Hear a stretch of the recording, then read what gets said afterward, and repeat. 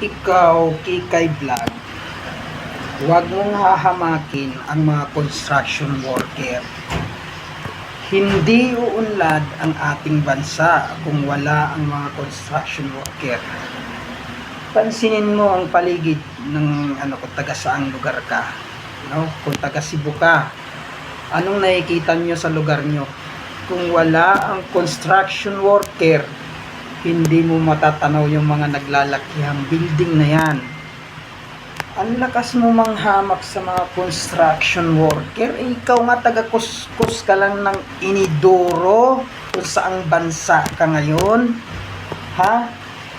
Kaya wag kang maghamak ng mga construction worker na katulad ko. Gusto mo sampalin kita ng pera na tag-1,000?